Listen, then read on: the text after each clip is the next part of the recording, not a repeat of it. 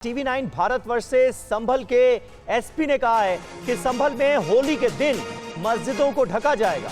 जुलूस वाले रास्तों पर मस्जिदों को ढका जाएगा। शाही मस्जिद के पिछले हिस्से को भी ढक दिया जाएगा। इमामों से बातचीत के बाद इस मसले को लेकर सहमति बन गई। संभल एसपी श्री चंद्र जी इस वक्त हमारे साथ मौजूद हैं। सर, होली को लेकर किस तरीके की तैयारियां संभल में की गई हैं? होली के लिए जो परंपरागत रूट है उस पर जहाँ जहाँ जुलूस निकलेगा उन मस्जिदों को नियमों से ढका जाएगा। गत वर्षों की भांति इस वर्ष भी उन्हें दोनों पक्षों के वार्ता करते हुए उन्हें ढका जाएगा। सहमति के आधार पर वार्ता कर ली गई है और इसके लिए कार्रवाई की जा रही है। और जुलूस जो कि संभल नगरी क्षेत्र के दो हैं, जो कि सुबह 8 से 11 और 11 से 3 बजे तक निकलते हैं। और इस बीच यह सुनिश्चित किया गया है कि जुलूस जब निकलेंगे उसी दौरान इसके पूर्व वहाँ पर नमाज अदा हो जाएगी या तो पश्चात में होगी, यह सुनिश्चित किया गया है। सर, शाही जामा मस्जिद भी ढकी जाएगी? बिल्कुल पूर्व से ही पीछे के भाग जो ढका जाता रहा है इस बार भी ढका जाएगा। सर, एक नया विवाद पैदा हो गया। खुद जो सदर हैं शाही जामा मस्जिद के, उनका कहना है कि जो 2:30 बजे का वक्त तय किया गया नमाज अदा करने के लिए, उसके बाद उसमें उनकी कोई रजामंदी नहीं ली गई। रजामंदी जैसी कोई बात नहीं है और जो मुतवल्ली और साथ ही इमामों से वार्ता कर ली गई है। और परंपरागत रूप से जो लोग जहाँ मस्जिदों में नमाज अदा करते हैं वहीं करेंगे और बाहर से लोग नहीं आएंगे तो कोई समस्या नहीं होगी। और ये सुनिश्चित किया गया है कि जहाँ पर जुलूस निकल जाए या बाद में नमाज अदा करेंगे या तो पहले नमाज अदा करेंगे, सुनिश्चित किया गया है और सभी लोग की इसमें सहमति है। सर, कितनी फोर्स डिप्लॉय रहेगी होली के दिन? कुछ ऐसा पर्याप्त फोर्स लगाई गई है और सेक्टर जोनल व्यवस्था लागू है और सभी बिंदुओं पर फोर्स तैनात की गई है। एक और बड़ी खबर है, संभल मस्जिद पर इलाहाबाद हाईकोर्ट का फैसला आया है। मस्जिद की बाहरी दीवारों पर रंगाई का आदेश दिया गया है। जिन हिस्सों पर सफेदी की जरूरत वहीं करवाएं, हाईकोर्ट की ओर से कहा गया है। रंगाई का काम 1 सप्ताह में पूरा करने के भी आदेश दिए गए हैं।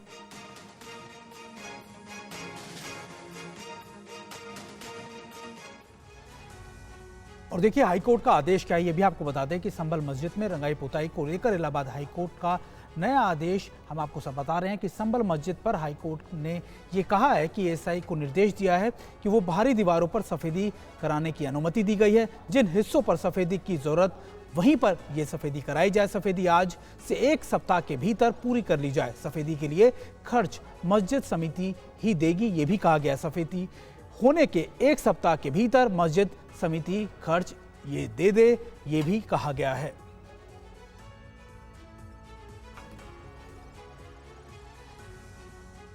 और होली और जुमे की नमाज को लेकर बिहार में सियासी बवाल मचा हुआ है। बीजेपी और जेडीयू इस मुद्दे पर आमने सामने है। विवाद क्या है, इस रिपोर्ट में देखिए।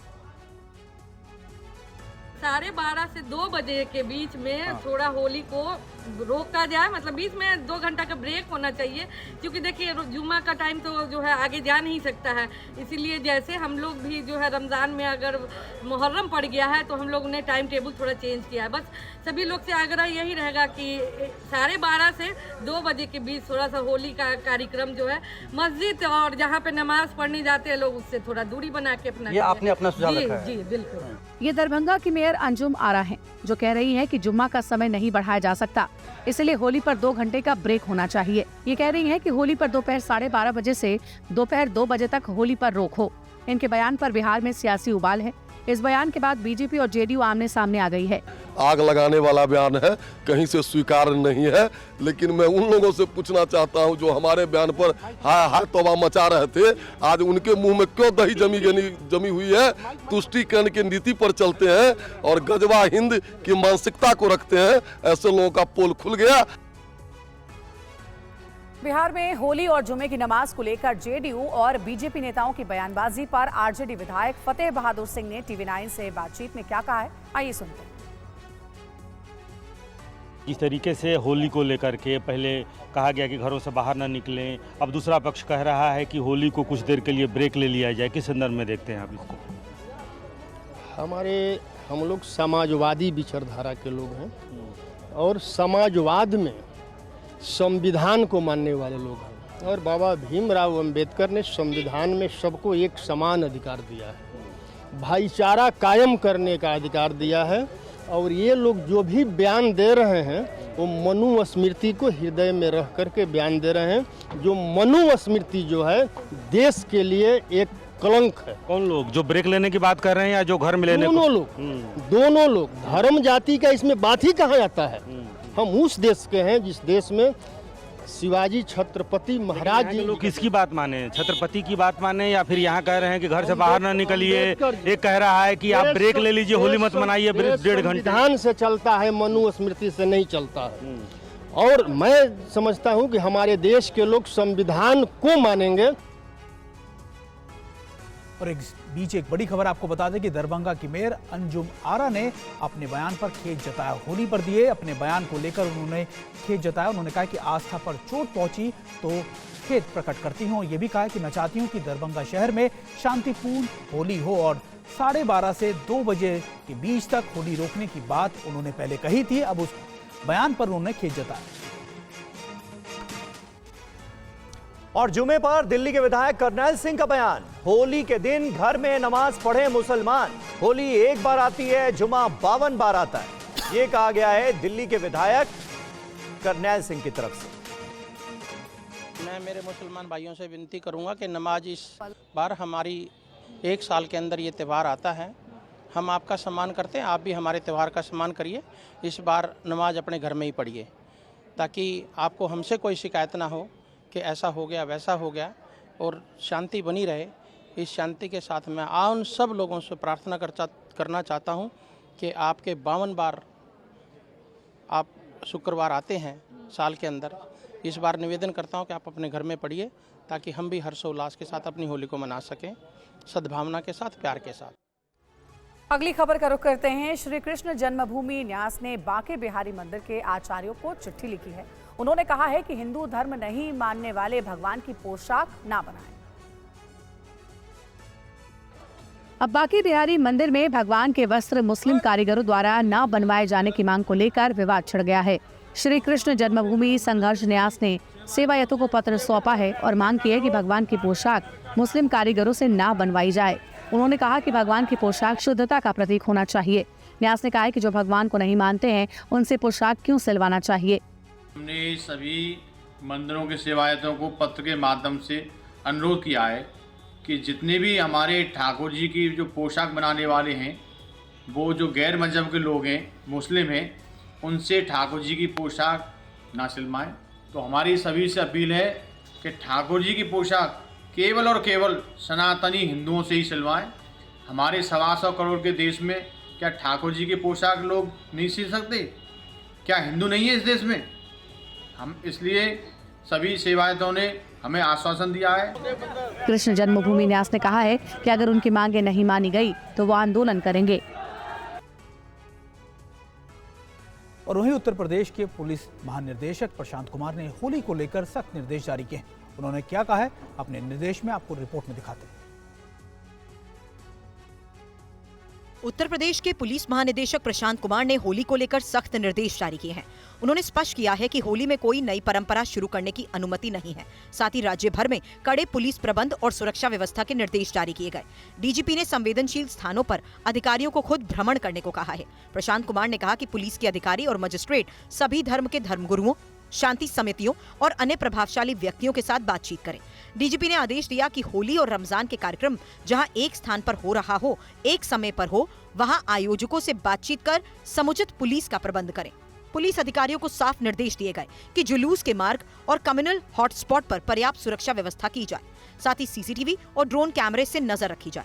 भीड़भाड़ वाले इलाकों में एक महत्वपूर्ण प्रतिष्ठानों पर नियमित रूप से बीडीएस टीम, स्निफर डॉग्स द्वारा चेकिंग कराई जाए। डीजीपी ने सोशल मीडिया के प्रत्येक प्लेटफॉर्म पर निगरानी रखने को कहा है। साफ कहा है कि आपत्तिजनक या भ्रामक पोस्ट पर तुरंत संज्ञान लेकर कार्रवाई की जाए।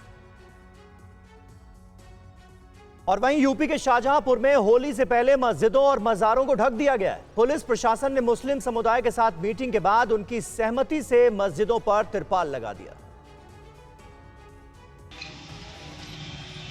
तस्वीरें यूपी के शाहजहांपुर की है। होली से पहले मस्जिदों को ढका गया है।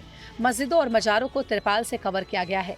मस्जिदों पर रंग ना पड़े इसलिए पर्दा लगाया गया है। शांति व्यवस्था बनाए रखने के लिए प्रशासन ने ये फैसला लिया है। मुस्लिम समुदाय की सहमति से मस्जिदों पर पर्दे लगाए गए हैं। शाहजहांपुर में लाट साहब जुलूस को लेकर ये कदम उठाए गए। भारी सुरक्षा के बीच लाट साहब जुलूस निकला। इस बीच पुलिस प्रशासन मुस्तैद दिखाई दी। दरअसल शाहजहांपुर की होली अनोखी और विश्व विख्यात है। यहाँ होली के दिन लाट साहब का जुलूस निकाला जाता है। इस जुलूस में हजारों की संख्या में लोग शामिल होते हैं। जुलूस में सबसे आगे भैंसा गाड़ी पर बैठे लाट साहब का स्वागत जूतों और झाड़ुओं से किया जाता है। जुलूस को संपन्न करने के लिए पुलिस प्रशासन करीब 1 महीने पहले से तैयारी शुरू कर देता है। इस बार भी प्रशासन को डर था कि होली के दिन मस्जिदों पर रंग पड़ने से विवाद हो सकता है, जिसके बाद प्रशासन ने मस्जिदों पर पर्दा लगवा दिया। इस बीच शाहजहांपुर में लाट साहब का जुलूस निकाला गया, जिसमें भारी संख्या में लोगों ने हिस्सा लिया।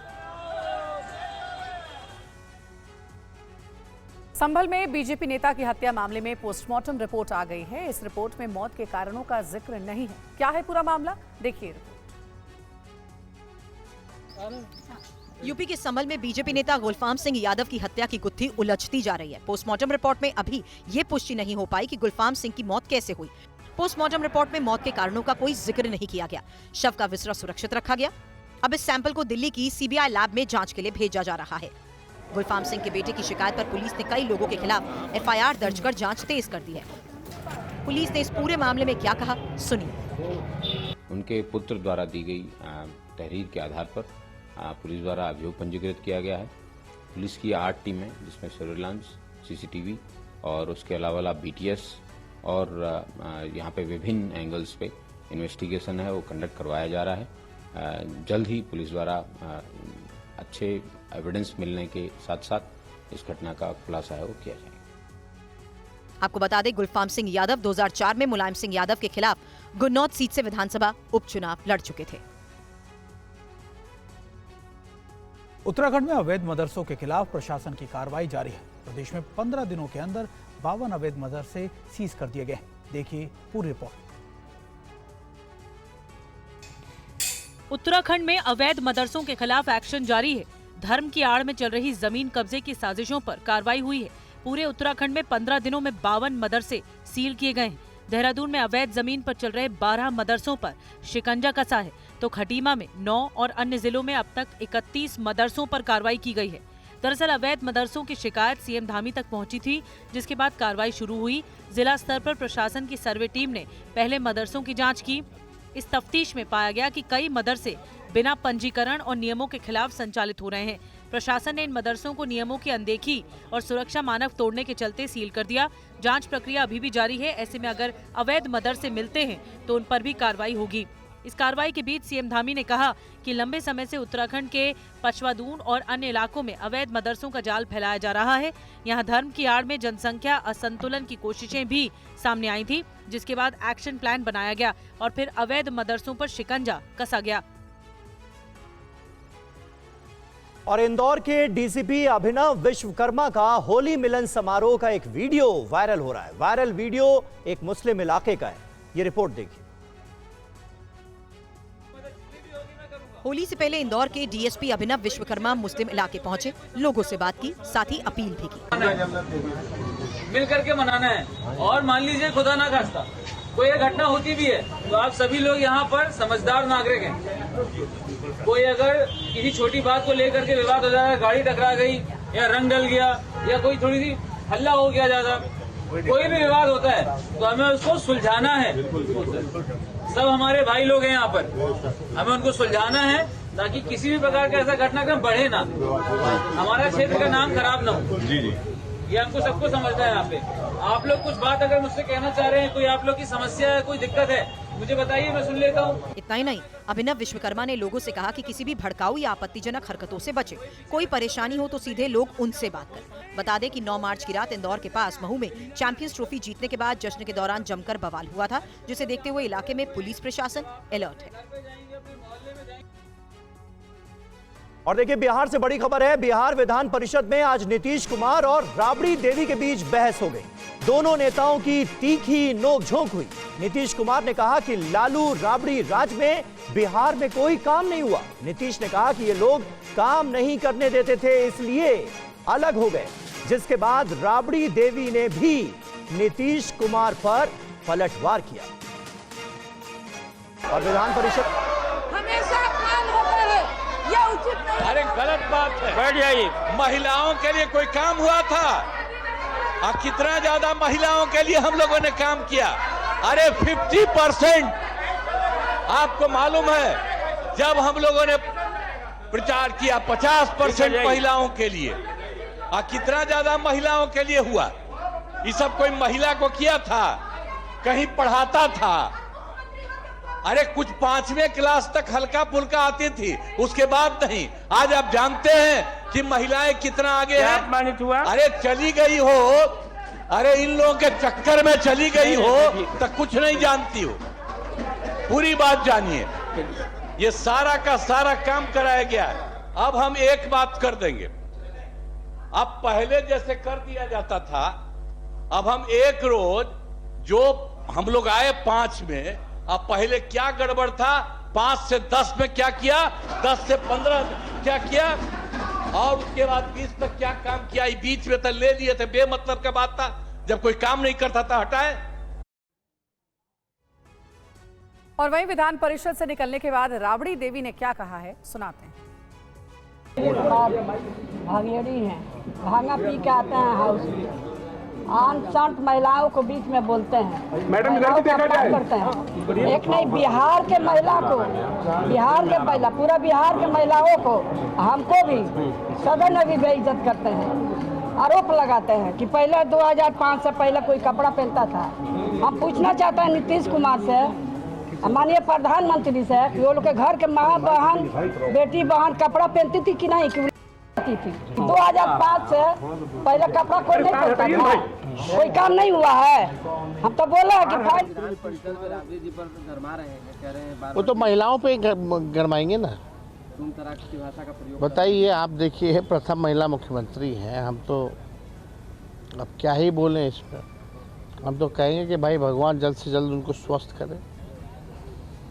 अब हालत जो है गंभीर हो गया है, बिहार के लोगों को चिंता करनी चाहिए कि सबको, हर एक व्यक्ति सोच रहा है कि सरकार कैसे चल रही है इस अवस्था में। ये सरकार चलाना 14 करोड़ लोगों की जिंदगी और भविष्य का सवाल है। तो तेजस्वी यादव को आपने सुना, वो कह रहे हैं कि ऐसा लगता है कि मुख्यमंत्री अचेत अवस्था में पहुंच गए हैं। रुपेश कुमार हमारे संवाददाता पटना से हमारे साथ जुड़ गए हैं। रुपेश, हम देख रहे हैं तल्खियां बढ़ती नजर आ रही हैं, बयानों का सिलसिला, आक्रामक बयानों का सिलसिला शुरू हो गया है, और आरजेडी की तरफ से याद नीतीश कुमार के उस विवादित बयान को भी दिलाने की कोशिश की जा रही है, जो कि महिलाओं को लेकर उनकी तरफ से कुछ दिनों पहले दिया गया था।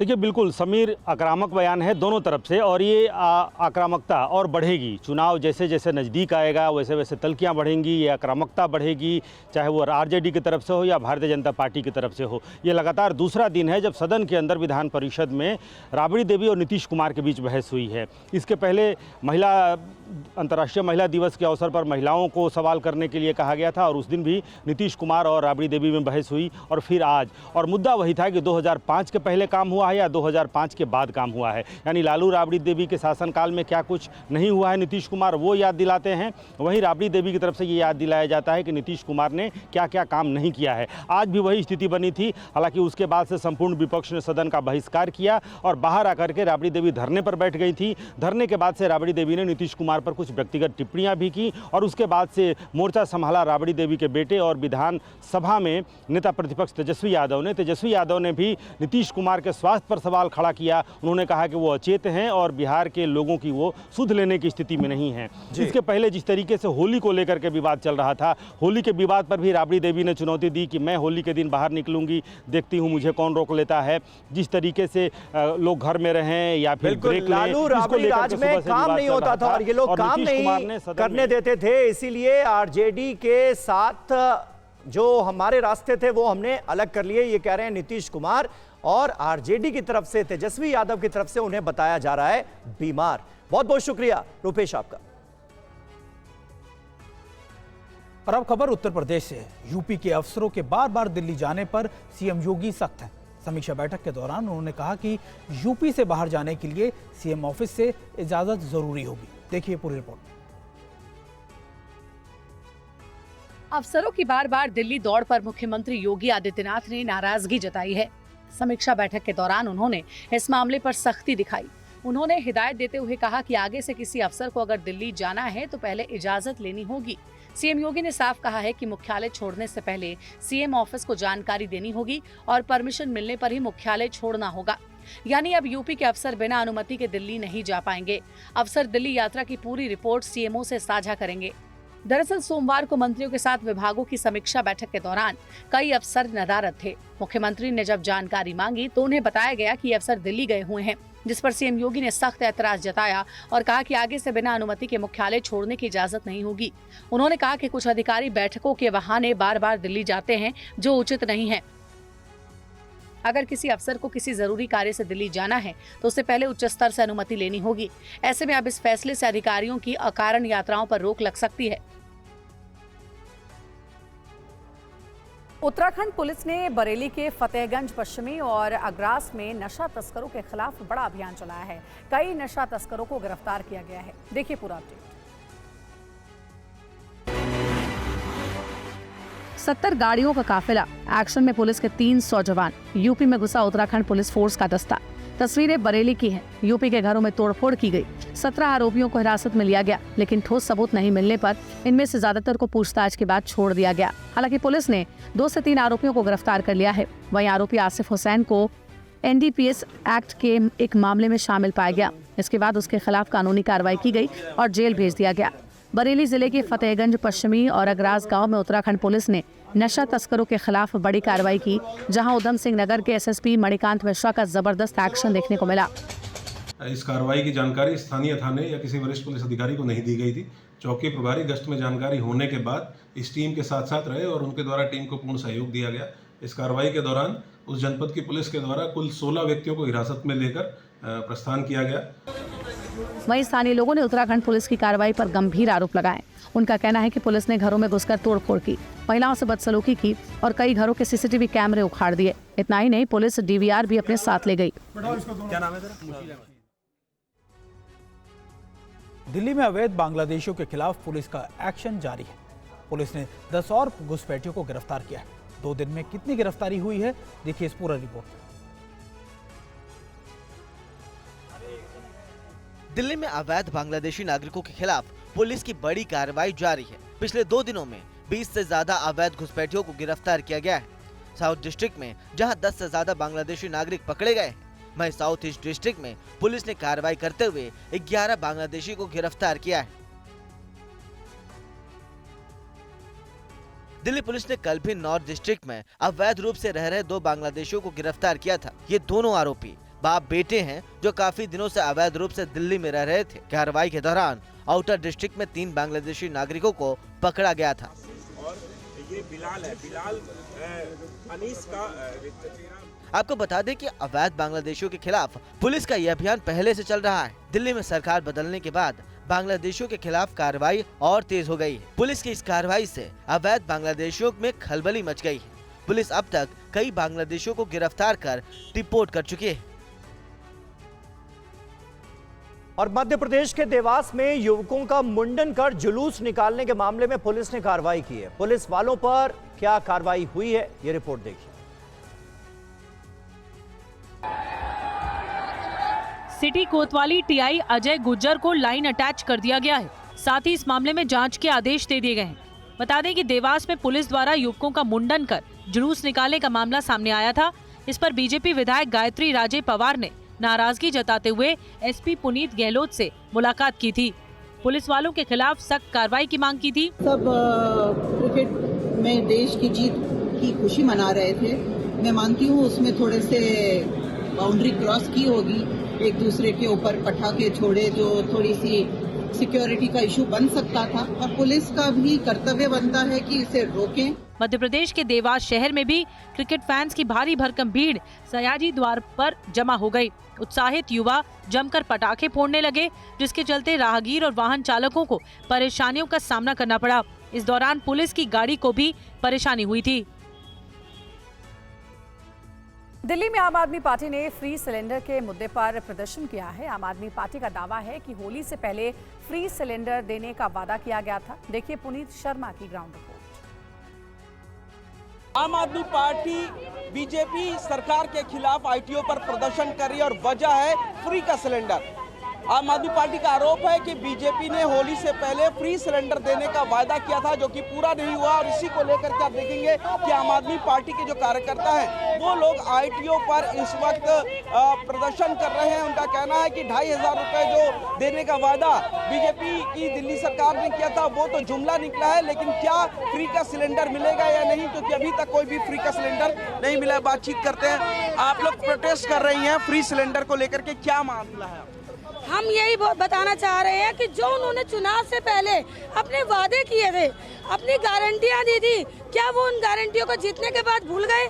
उन्होंने कहा था कि 8 मार्च को प्रत्येक महिला को 2500 रुपए उनके अकाउंट में मिलेंगे, वो ये वादा भी भूल गए, जुमला साबित कर दिया। और अब उन्होंने कहा था कि होली और दिवाली फ्री सिलेंडर मिलेगा। होली परसों है, हम यही पूछना चाहते हैं कि फ्री का सिलेंडर कब आएगा। और नोएडा से एक हैरान करने वाला वीडियो सामने आया जिसमें थार सवार एक युवक कई लोगों को टक्कर मार रहा है। देखिए पूरी रिपोर्ट।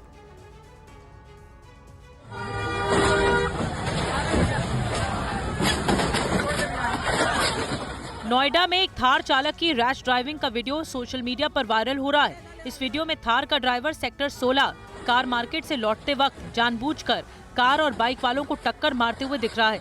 लोग सामने से थार आता देख इधर उधर भाग रहे हैं। वाहनों में टक्कर मारने के बाद चालक तेजी से वहां से फरार हो जाता है। टक्कर लगने की वजह से कुछ लोगों को चोटें भी आईं। इस दौरान पूरे मार्केट में हड़कंप मच गया।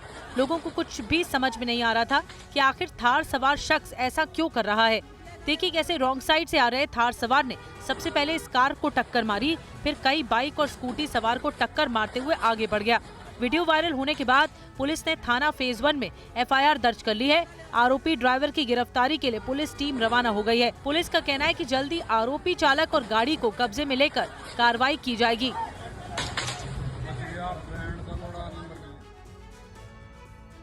और देश की राजधानी दिल्ली के जहांगीरपुरी से एक हैरान करने वाला मामला सामने आया है, जहां छेड़खानी का विरोध करने पर एक महिला और उनकी नाबालिग बेटी से ही मारपीट की गई। मारपीट का भी वीडियो सामने आया है, जिसमें देखा जा सकता है कि महिला भाग रही है, लेकिन उसके पीछे कई लोग नजर आ रहे हैं। लोगों ने महिला को पकड़कर पिटाई की।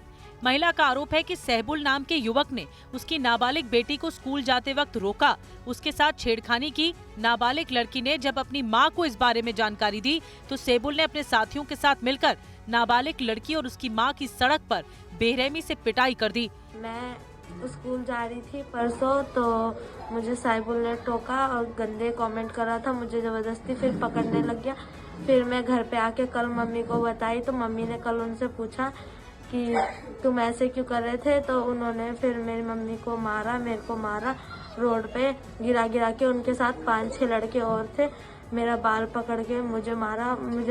पुलिस ने इस मामले में एफआईआर दर्ज कर ली है। वहीं पीड़ित परिवार का आरोप है कि सहबुल और उसके साथी बांग्लादेशी हैं, जिनकी जांच होनी चाहिए। पीड़ित परिवार का ये भी आरोप है कि एफआईआर दर्ज होने के बाद भी लगातार पीड़ित परिवार को धमकाया जा रहा है।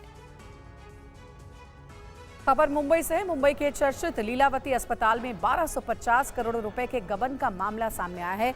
साथ ही देश के बड़े अस्पताल में से एक लीलावती में तंत्र मंत्र करने के भी आरोप लगे हैं। अस्पताल ट्रस्ट ने यहां के पूर्व ट्रस्टीज, उपकरण सप्लायर्स और वेंडर्स पर कथित गबन को लेकर एफआईआर दर्ज कराई है। 7 पूर्व ट्रस्टीज सहित कुल 17 लोगों के खिलाफ शिकायत दर्ज हुई है। बताया जा रहा है कि मामले में अब तक 3 एफआईआर दर्ज हो चुकी हैं। लीलावती कार्तिलाल मेहता मेडिकल ट्रस्ट ने इस संबंध में प्रवर्तन निदेशालय और बांद्रा पुलिस थाने में अलग अलग शिकायतें दर्ज कराई हैं। शिकायत में ये भी दावा किया गया कि अस्पताल परिसर में काला जादू भी किया गया था। वहीं लीलावती हॉस्पिटल के कार्यकारी निदेशक परमबीर सिंह ने इस मामले को लेकर एक प्रेस कॉन्फ्रेंस की, कई चौंकाने वाले खुलासे किए। प्रेजेंट ट्रस्टीज ने चार्ज संभाला तो ऐसी जानकारी, ऐसी इंफॉर्मेशन, ऐसी एविडेंस इनके सामने आई कि उस 20 साल के कार्यकाल में बहुत बड़े स्केल पर हजारों करोड़ का मिसअप्रोप्रिएशन घोटाला इस हॉस्पिटल में हुआ। जब चार्ज प्रेजेंट ट्रस्टीज ने लिया तो कुछ एम्प्लॉयज थे, उन्होंने आके बताया कि जिस रूम में आप बैठते हैं, प्रशांत भाई बैठते हैं या मिसेस चारू मेहता बैठती हैं, इस रूम में कुछ ब्लैक मैजिक करके आर्टिकल्स कुछ फ्लोर के नीचे दबाए गए हैं। और वहीं जम्मू कश्मीर के कठुआ से 2 बच्चे अब भी लापता हैं। दोनों बच्चों का कोई सुराग अब तक हाथ नहीं लग पाया। ये पूरी रिपोर्ट आपको दिखाते हैं। बिलावर के लोहाई मल्हार में बारात से लापता 3 लोगों की हत्या पर चल रहे बवाल और हंगामे के बीच कठुआ के हीरानगर में 2 बच्चों के 12 दिन से लापता होने का मामला सामने आया। पुलिस ने FIR दर्ज कर दोनों गायब किशोरों की तलाश शुरू कर दी है। वहीं परिजनों का रो रो कर बुरा हाल है। दोनों बच्चे 27 फरवरी को बकरियां चराने निकले थे, लेकिन घर नहीं लौटे। इस समय मैं मौजूद हूँ कठुआ के तरंडी कला इलाके में। ये वही इलाका है जहाँ पर पिछले 11 दिन से 2 युवा लापता बताए जा रहे हैं। पुलिस लगातार ऑपरेशन चला रही है ताकि इन दोनों युवाओं का कुछ पता चल सके। हम इस वक्त परिवार के बीच मौजूद हैं। आप देखिए कि परिवार बेहद ज़्यादा चिंता में है। मोहम्मदीन और रहमत अली ये वो 2 युवा हैं जो इस वक्त लापता बताए जा रहे हैं। इससे पहले हमने कठुआ के ही बिलावर इलाके में शादी में गए 3 युवाओं की लापता की खबर सामने आई। उसके बाद इन तीनों की डेड बॉडी जो है वो बिलावर के घने जंगलों में सुरक्षा बलों को मिली। एयरटेल के बाद अब जियो के साथ एलॉन मस्क की कंपनी स्पेसएक्स ने करार किया है, यानी अब देश को जल्द satellite high speed internet service मिलेगी। स्पेसएक्स और जियो की डील में देश में इंटरनेट स्पीड की नई क्रांति आने वाली है। जियो और स्पेसएक्स करार से अब देश में सैटेलाइट से इंटरनेट मिलेगा। एलॉन मस्क की कंपनी के पास दुनिया का सबसे बड़ा नेटवर्क है। समझौते के तहत स्पेसएक्स और एयरटेल बिजनेस शैक्षणिक संस्थानों, स्वास्थ्य सेवा केंद्रों और दूरदराज के क्षेत्रों में स्टारलिंक सर्विसेज देने के लिए मिलकर काम करेंगे। एयरटेल के मौजूदा नेटवर्क इंफ्रास्ट्रक्चर में स्टारलिंक टेक्नोलॉजी इंटीग्रेट करने की संभावनाएं तलाशी जाएंगी। ये करार भारत में स्टारलिंक की ब्रॉडबैंड इंटरनेट सेवा लाने के लिए हुए हैं। स्टारलिंक 100 से ज्यादा देशों में सैटेलाइट के जरिए इंटरनेट देती है। इसके पास पृथ्वी की निचली कक्षा में 7000 से ज्यादा सैटेलाइट का सबसे बड़ा नेटवर्क है। स्टारलिंक इंटरनेट के जरिए streaming, online gaming, video call आसानी से किया जा सकता है। इसके अलावा कंपनी एक किट उपलब्ध करवाती है जिसमें राउटर, पावर सप्लाई, केबल और माउंटिंग ट्राइपॉड भी दिया जाता है। हाई स्पीड इंटरनेट के लिए डिश को खुले आसमान के नीचे रखा जाता है। स्टारलिंक का ऐप इस सेटअप से सिग्नल लेकर मॉनिटरिंग करता है। प्रयागराज में संपन्न हुए महाकुंभ में करोड़ों श्रद्धालुओं ने संगम में पवित्र डुबकी लगाई, तो कारोबार के लिहाज से भी ये अद्भुत आयोजन साबित हुआ है। खादी प्रोडक्ट्स की बिक्री में भी महाकुंभ में रिकॉर्ड तोड़ बनाया है। देखिए पूरी रिपोर्ट। पीएम मोदी ने खादी को प्रमोट करने के लिए लगातार कदम उठाए हैं। महाकुंभ में KVIC यानी खादी और ग्रामोद्योग आयोग ने प्रयागराज में अपने उत्पादों की प्रदर्शनी लगाई, जिसे अभूतपूर्व रिस्पांस मिला। KVIC के चेयरमैन मनोज कुमार ने बताया है कि 14 जनवरी से 27 फरवरी 2025 तक महाकुंभ में राष्ट्रीय स्तर की प्रदर्शनी लगाई गई। इसमें 98 खादी स्टॉल और 54 ग्रामोद्योग स्टॉल लगाए गए। इनसे कुल 12.02 करोड़ की बिक्री हुई। खादी स्टॉल से 9 करोड़ 76 लाख और ग्रामोद्योग स्टॉल से 2 करोड़ 26 लाख के उत्पाद बेचे गए। पिछले 10 साल में खादी और ग्रामोद्योग उत्पादों की बिक्री में 5 गुना वृद्धि हुई है। 2014 में 31,000 करोड़ से बढ़कर 2024 में बिक्री 1,55,000 करोड़ हो गई। खादी के कपड़ों की बिक्री ही 10 साल में 6 गुना बढ़ चुकी है। 2014 में 1081 करोड़ से बढ़कर 2024 में बिक्री 8,496 करोड़ हो गई। पिछले वित्त वर्ष में खादी और ग्रामोद्योग क्षेत्र में 10.17 लाख नए रोजगार पैदा हुए, जिसमें से 80% से ज्यादा रोजगार महिलाओं के लिए थे। पिछले दशक में खादी कारीगरों की आय 213% बढ़ चुकी है। पीएम मोदी ने देश में खादी क्रांति का आह्वान किया है, जिसका असर सामने आने लगा है।